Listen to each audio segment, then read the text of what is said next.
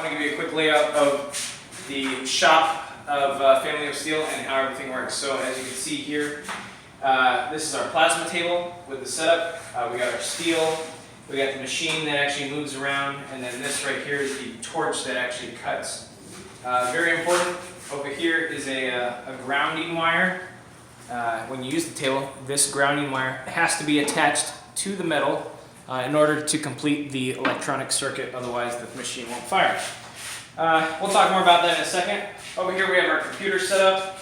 This is where we do the design and we tell the machine how to cut it.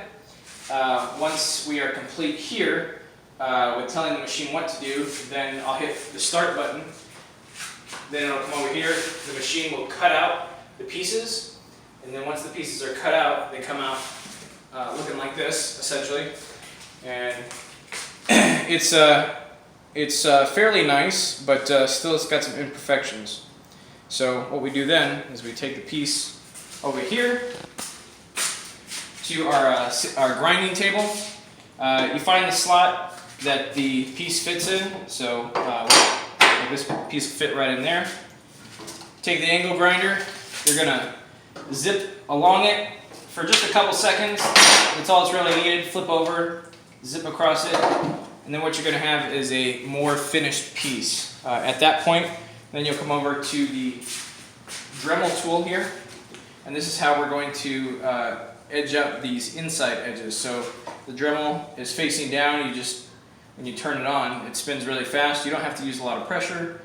You just come in here and you zip along the insides, and what that does is it removes the oxidation of this black mark that you see around the edges. This is oxidation of when the plasma cutter interacts with the air and the steel. It forms this black mark around the edge. And so just a real quick zip with the Dremel tool will take that off. At that point, just to give it a nice finish, come over here with the belt sander, or I'm sorry, not the belt, but the orbital sander. And you can just set it down on the table and hit it real fast. It only takes a couple seconds with the orbital sander. Flip it over, same thing. And then at that point, you have a pretty much finished product. If the edges are too sharp for you, what you can do is, over here we have a flat disc sander, and I'm working on getting a bench grinder wheel for this because it's easier to use. But for now, all you have to do is just turn it on and hit the edges, and then you're going to get a much softer thing. So anyway, that's the big picture process. Then it's done at that point. If we're going to do any additional engraving, then what we have to do is come back here to the machine.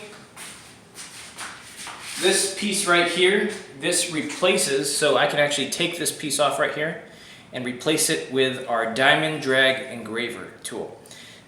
So I take this off, put the diamond drag engraver, and then what we're going to do is then we have to mount this piece, clamp it down, and then use the engraver bit to engrave onto the steel. So that's an additional step.